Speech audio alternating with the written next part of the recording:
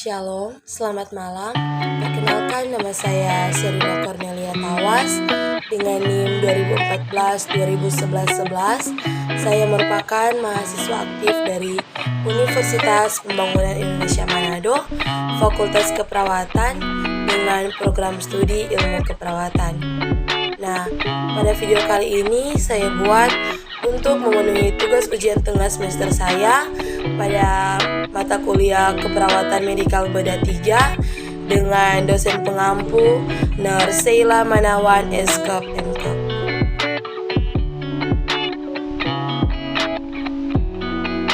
Pengkajian nyeri adalah suatu proses atau dialog antara pasien dan tenaga kesehatan tentang deskripsi nyeri dan intensitasnya, respons pasien terhadap nyeri, serta dampak nyeri terhadap kehidupan pasien.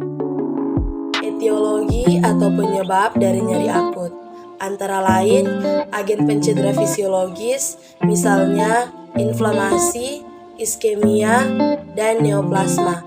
Agen pencedera kimiawi misalnya terbakar, bahan kimiawi iritan, dan agen pencedera fisik. Nah, apa saja yang meliputi pengkajian nyeri? Pengkajian nyeri terdiri atas dua komponen utama, yakni riwayat nyeri untuk mendapatkan data dari pasien dan observasi langsung pada respons perilaku dan fisiologis pasien. Tujuan pengkajian adalah untuk mendapatkan pemahaman objektif terhadap pengalaman subjektif. Skala nyeri 1-3 yaitu nyeri ringan seperti gatal, kesetrum, nyut-nyut, dan perih.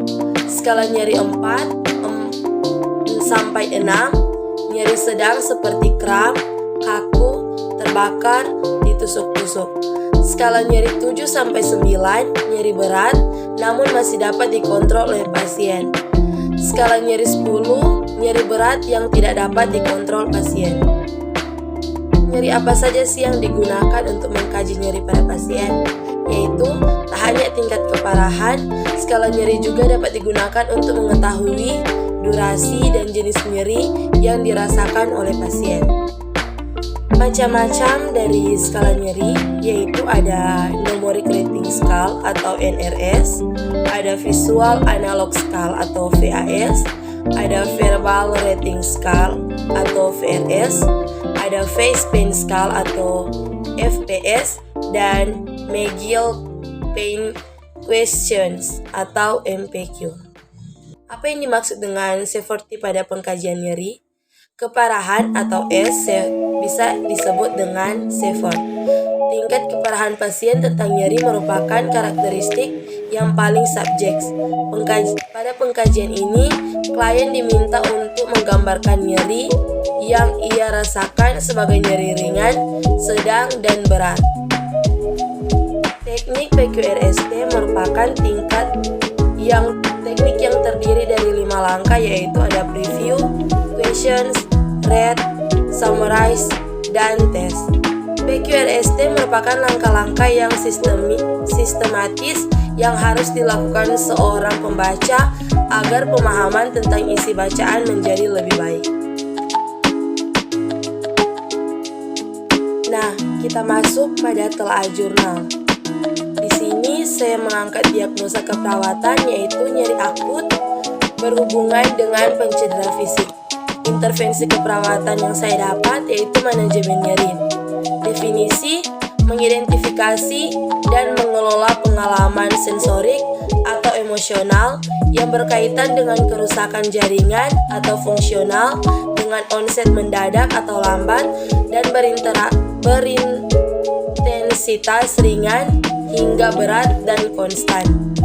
Observasi yaitu yang pertama, identifikasi lokasi, karakteristik, durasi, frekuensi, kualitas, intensitas nyeri. Yang kedua, identifikasi skala nyeri. Yang ketiga, identifikasi respons nyeri nonverbal. Yang keempat, identifikasi faktor yang memperberat dan memperingan nyeri. Yang kelima, identifikasi pengetahuan dan keyakinan tentang nyeri. Yang keenam, identifikasi pengaruh budaya terhadap respons nyeri. Yang ketujuh, identifikasi pengaruh nyeri pada kualitas hidup. Yang kedelapan, monitor keberhasilan terapi komplementer yang sudah diberikan.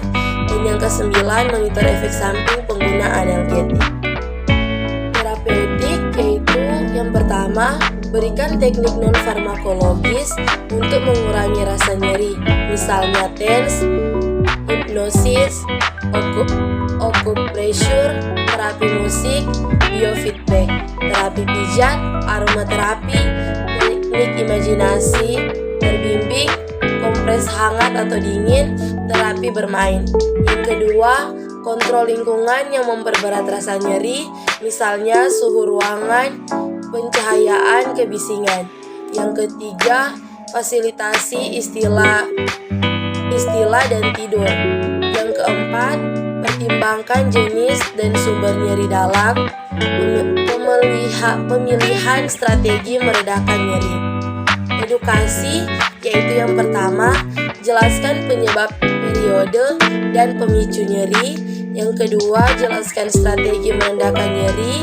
Yang ketiga, anjurkan monitor nyeri secara mandiri. Yang keempat, anjurkan menggunakan analgetik secara tepat. Dan yang kelima, anjurkan teknik non-farmakologis untuk mengurangi rasa nyeri. Kolaborasi pemberian analgetik jika perlu. Autor, judul, dan metode. Autor, Raimonda Amayu Ida Vitani. Judul, alat ukur nyeri untuk pasien dewasa. Metode, literatur review. Hasil tujuan kesimpulan. Model pengkajian nyeri ini dapat menggunakan indikator subjektif dan objektif. Banyak alat ukur pengkajian nyeri telah dikembangkan dan digunakan. Tujuan dilakukannya review adalah mengumpulkan semua hasil penelitian terbaik sebagai evidence yang berhubungan dengan alat ukur nyeri yang dapat digunakan untuk mengkaji nyeri pasien dewasa. Hasil dari jurnal yang saya dapat yaitu alat pengkajian nyeri yang dapat digunakan untuk menilai intensitas nyeri pada pasien dewasa seperti Numeric Rating Scale atau NRS, Visual Analog Scale atau VAS, Verbal Descriptor atau Rater Scale, VD atau RS. Numeric Rating Scale atau NRS merupakan alat pengkajian nyeri dengan nilai dari 0 hingga 10, dengan 0 mewakili satu ujung kontinum nyeri, misalnya tanpa rasa sakit, dan 10 mewakili kondisi ekstrim lain dari intensitas nyeri, misalnya rasa sakit yang tak tertahankan. Kemudian ada Visual Analog Scale atau VAS, adalah skala unidimensional untuk mengukur nyeri. VAS berupa garis horizontal atau vertikal 100 mm dengan angka 0 mm mengidentifikasi tidak nyeri dan 100 mm sangat nyeri.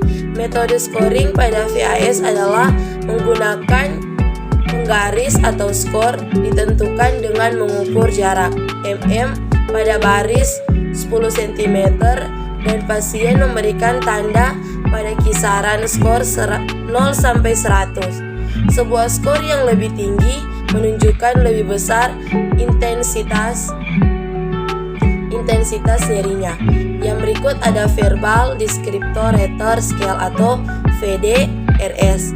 Disebut juga sebagai skor nyeri verbal, dan skala deskriptor verbal adalah self-raptor yang terdiri dari sejumlah pernyataan yang dirancang untuk menggambarkan intensitas dan durasi nyeri.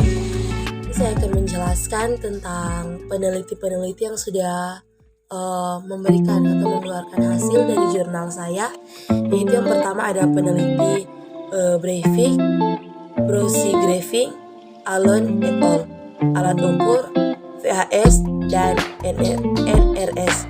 Hasil dari penelitian mereka, kedua alat tersebut memiliki sensitivitas yang sama dalam mengkaji nyeri akut pasca operasi dan keduanya lebih baik daripada VRS. Penelitian kedua ada Bahreini, Jalili, Maziar, Lake.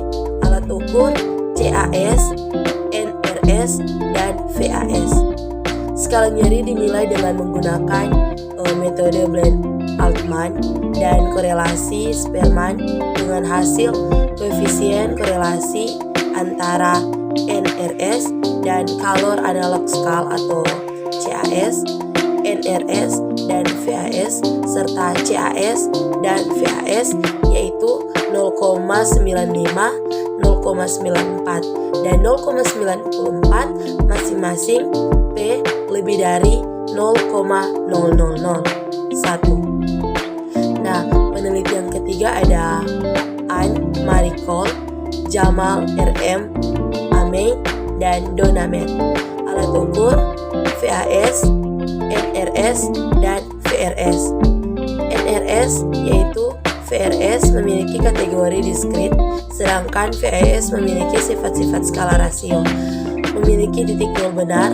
Dengan demikian, perbedaan antara pengukur VAS dapat diartikan sebagai persentase yang bermakna, sehingga VAS dipercaya lebih sensitif daripada NRS dan VRS. Penelitian keempat ada Munoz, Leon, Feinstein et al. Alat ukur VAS, NRS, dan VRS. Hasil VAS memiliki skor tertinggi dibandingkan dengan NRS dan VRS yaitu dengan koefisien korelasi 0,818, indeks KAPPA intra-observer 0,70 dan indeks KAPPA inter-observer 0,61. Ahmad H. Al-Hadir. Penelitian berikut ada Ahmad H. Al-Gadir, ada Nawaz, Anwar, ada Amir Iqbal, dan Sanen. Alat ukur mereka VAS, NRS, dan VRS. Koefisien korelasi intrakelas dari VAS, NRS, dan VRS masing-masing adalah 0,97, 0,95. Dan penelitian terakhir ada Ahmed Iqbal dan dari hasil penelitian mereka dan 0,93 VAS, NRS, dan VRS secara signifikan terkait dengan variabel demografis atau usia, BMI, jenis kelamin, dan kelas OA. SEM, VAS, NRS, dan VRS masing-masing adalah 0,03, 0,48, dan 0,21. MDC, VAS, NRS, dan VRS masing-masing adalah 0,08, 1,33, dan 0,58. Kesimpulan dari jurnal saya yaitu nyeri pada orang dewasa dapat diukur menggunakan alat pengkajian nyeri antara lain dengan NRS, VAS, dan VRS. Beberapa alat pengkajian nyeri tersebut telah diteliti dan menunjukkan nilai reliabilitas dan validasi yang baik. Halo teman-teman dan juga adik-adik yang kekasih, masih bingung ingin melanjutkan perkuliahan di mana? Saya mempunyai satu rekomendasi yaitu di Universitas Pembangunan Indonesia Manado. Nah, Universitas Pembangunan Indonesia Manado terletak di Jalan Walter Monginsidi 6, nomor 129 Bahu, Kecamatan Malalayang, Kota Manado, Sulawesi Utara. Nah, UNPI ini sudah terakreditasi B. UNPI ini juga memiliki 6 fakultas, 7 program studi, dan 1 profesi mas. Di antaranya ada Fakultas Teknik dengan Prodi Teknik Elektro dan Prodi Teknik Sipil, Fakultas Hukum dengan Prodi Ilmu Hukum, Fakultas Pertanian dengan Prodi Agribisnis, Fakultas Sastra dengan Prodi Sastra Inggris, Fakultas Ilmu Sosial dan Ilmu Politik dengan Prodi Ilmu Politik, dan Fakultas Keperawatan dengan Prodi Ilmu Keperawatan dan Profesi Nurse. Kampus kami ini juga sudah menjalani kerjasama dengan negara lain loh yang ada di Jepang, dan kerjasama ini dikhususkan bagi Fakultas Keperawatan.